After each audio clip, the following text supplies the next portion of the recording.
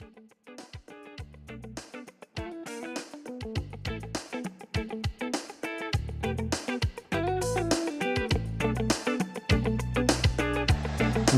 गुरु तत्वदर्शी संत रामपाल महाराज जी की जय हो। पूर्ण ब्रह्म कबीर साहेब की जय हो। आज আপনি শুনবেন বিচিত্র কথা আর বিচিত্র ভিডিও।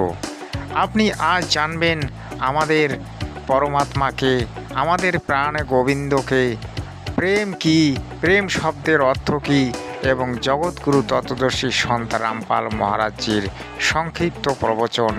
আপনারা ভিডিওটি অবশ্যই দেখতে থাকবেন এবং চ্যানেলটিকে অবশ্যই সাবস্ক্রাইব করে রাখবেন। এই বিচিত্র ভিডিও, বিচিত্র কথা আপনাদের সামনে আজ উপস্থাপন করতে চলেছে খগেন্দ্রনাথ দাস, আপনাদের এই চ্যানেল সৎ সাহেব।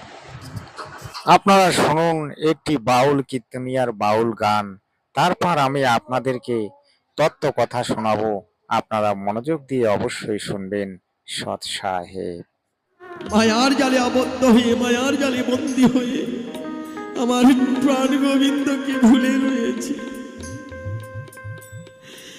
জয় জয় সাধুগুরু বৈষ্ণব প্রেমানন্দে হরিবল। মারে অপরাধী এই দেহ লইয়া বলো আমি কোথায় যাই। মায়ার জালে বন্দী হয়ে প্রাণ গোবিন্দকে ভুলে গিয়েছি। আমরা যখন এই পৃথিবীতে এসেছিলাম, যখন মায়ের গর্ভে ছিলাম, তখন সেই প্রাণ গোবিন্দকে আমরা কথা দিয়েছিলাম যে হে প্রাণ গোবিন্দ, আমাকে আপনি ধরাধামে নিয়ে যান। ধরাধামে গিয়ে আমি আপনার ভক্তি করব, আপনার গুণগান গাইব, আপনারই সংকীর্তন করব, আর আমি সৎ ভক্তি করে আমি মোক্ষের জন্য কর্ম করব। এই মায়ায় পরে আমি সবকিছু ভুলে গেলাম। সত্য রজ তম তিন গুণের মায়ায় জর্জরিত হয়ে ব্রহ্মা বিষ্ণু মহেশ্বরের ভক্তি করে আমি সেই আমার প্রাণ গোবিন্দকে ভুলে গেলাম। কিন্তু কেন জানেন? এই কাল লোকে সত্য রজ তম তিন গুণের কারণে আমরা সেই প্রাণ গোবিন্দকে ভুলে যাই। হে ভক্তগণ, প্রাণ গোবিন্দ আমাদের জন্য সর্বদা কাঁদে, কিন্তু আমরা সেটা বুঝতে পারি না। তাই এই বাউল কীর্তনিয়া বোঝালেন যে হে জীব সকল, হে মানব সকল, আপনারা যে জন্য এই পৃথিবীতে মানব রূপে জন্ম নিয়েছেন সেটি কিন্তু আপনারা ভুলে গেছেন। আপনাকে জেগে উঠতে হবে, সেই প্রাণ গোবিন্দকে ডাকতে হবে। সেই প্রাণ গোবিন্দকে জানেন? এই প্রাণ গোবিন্দ হচ্ছে এই যে পূর্ণ পরমেশ্বর কবির সাহেব। আমাদের চার বেদে প্রমাণ আছে কবির সাহেব হচ্ছে পূর্ণ পরমাত্মা, পূর্ণ পরমেশ্বর, পরম ব্রহ্ম এবং পরম সনাতন। তিনি একমাত্র আমাদের মালিক, তিনি একমাত্র আমাদের পরম পিতা। আমরা অনেক শুনেছি যে সকলের মালিক একজন এবং ঈশ্বর এক এবং অদ্বিতীয়। সেই ঈশ্বর এক এবং অদ্বিতীয় হচ্ছেন পূর্ণ ব্রহ্ম কবির সাহেব আর জগৎগুরু তত্ত্বদর্শী সন্ত রামপাল মহারাজজি। আমাদের সনাতন ধর্মের শাস্ত্র তথা হিন্দু ধর্মের শাস্ত্র তথা ইসলাম ধর্মের শাস্ত্র, জৈন ধর্মের শাস্ত্র, বৌদ্ধ ধর্মের শাস্ত্র, খ্রিস্টান ধর্মের শাস্ত্র এবং সমস্ত বিশ্বের শাস্ত্রগুলিকে খুলে খুলে দেখিয়েছেন যে সকলের মালিককে, সকলের মালিক একজন, তিনি হচ্ছেন পূর্ণ ব্রহ্ম কবির সাহেব। এই কবির সাহেবকেই আমাদেরকে প্রাণ গোবিন্দ রূপে পূজা করতে হবে। এই কবির সাহেবই আমাদের প্রাণ গোবিন্দ।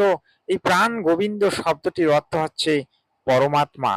কিন্তু এই ভাই আর বাংলার কীর্তনীয়রা অনেকে জ্ঞানকে সঠিকভাবে বুঝতে না পেরে শ্রীকৃষ্ণকেই পূর্ণ ভগবান, পূর্ণ গোবিন্দ, পূর্ণ ব্রহ্ম হিসাবে এরা মেনে নিয়েছেন, কিন্তু বাস্তবে তা নয়।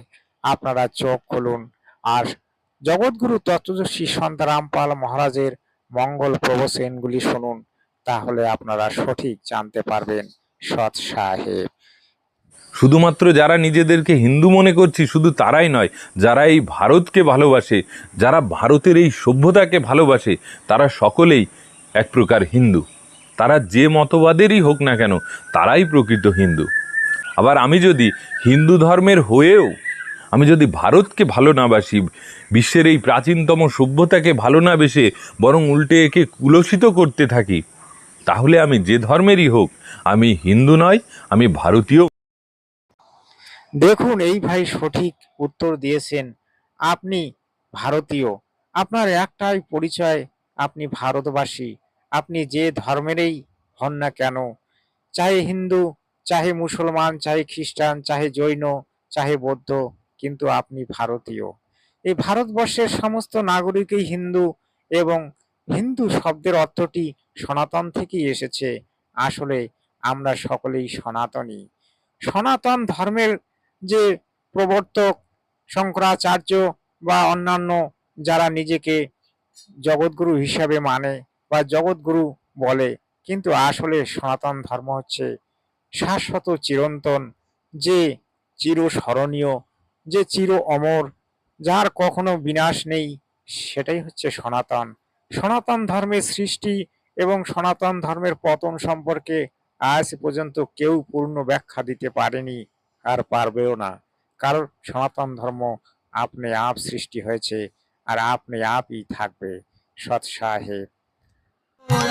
আনন্দ আনন্দ তুমি আনন্দ, তুমি আনন্দ, তুমি আনন্দ, আনন্দ নবঘন শ্যাম। বলো বলো, আনন্দ নবঘন শ্যাম হে ভবভঞ্জ। দেখুন, এই হলো সনাতন ধর্ম। সনাতন ধর্ম এমন একটি ধর্ম যা মানুষকে প্রেমের শিক্ষা দেয়, যা মানুষকে ভক্তির শিক্ষা দেয়, যা মানবতার শিক্ষা দেয়। দেখুন, এই হরিদাস ঠাকুর কত বেত্রাঘাত খেয়েও কিভাবে আনন্দে হরিনাম গাইছিলেন, এবং তাকে যারা মেরেছিলেন তারাও তার প্রেমে পড়ে, তার প্রেমের সেই ভক্তি লাভ করে তারাও প্রেম কীর্তন করেছিলেন। তাহলে আপনি বলুন, এই শাশ্বত চিরন্তন ধর্ম সনাতন ধর্ম কিভাবে বিনাশ হবে? কেউ নেই এই সনাতন ধর্মকে বিনাশ করতে। আজ জগৎগুরু তত্ত্বদর্শী সন্ত রামপাল মহারাজজি সনাতন ধর্মকে পুনঃ উত্থান করতে চলেছেন। আজ সারা বিশ্ব জুড়ে সনাতন ধর্মের ডঙ্কা বাজতে চলেছে। সারা ভারতবর্ষের নয়, সারা বিশ্ব জুড়ে আজ সনাতন ধর্মকে অবলম্বন করে চলেছে। এই সনাতন ধর্মই একমাত্র থাকবে বিশ্বের মধ্যে, তথা অখিল বিশ্ব ব্রহ্মাণ্ডের মধ্যে। আপনারা জানবেন সনাতনই সত্য, আর সনাতনের কোনো বিনাশ নেই। সৎ সাহেব, সৎ সাহেব। এবারে আসুন, সেই সনাতন ধর্মের উত্থানকারী সেই জগৎগুরু তত্ত্বদর্শী সন্ত রামপাল মহারাজের প্রবচন আমরা শুনি। তিনি আমাদেরকে কি বোঝাতে চাইলেন, এবং তিনি আমাদেরকে কি জ্ঞান দিতে চাইলেন, তিনি আমাদের কেন এত কল্যাণ করে চলেছেন, তিনি আসলে কে, সে সম্পর্কে আমরা আজ আলোচনা করব এবং তত্ত্ব কথা জানবো। সৎ সাহেব। आत्मा परमात्मा के बिना तड़पती रहती है, इसलिए वो कभी अंगड़ाई लेती थी तो काल ने ये 36 जाल बना रखे हैं।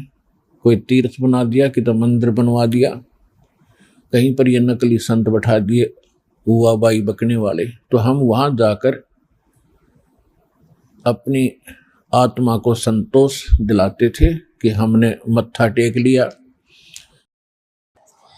জগৎগুরু আমাদেরকে বোঝাতে চেয়েছেন যে আমরা আসলে পরমাত্মার সন্তান।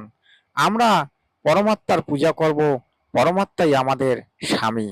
আর এই যে শ্রীকৃষ্ণ, রাম, শিব, ব্রহ্মা, বিষ্ণু, মহেশ, এরা সকলেই দেবতা। আসলে এরা পূর্ণ পরমেশ্বর নয়। আমরা পূর্ণ পরমেশ্বরকে জানব এবং পূর্ণ পরমেশ্বরের ভজনা করব, সাধন করব, ভক্তি করব। তাহলে আমাদের মোক্ষ লাভ হবে, পূর্ণ মুক্তি হবে, সনাতন ধর্মের উত্থান হবে। সৎ সাহেব, সৎ সাহেব, সৎ সাহেব।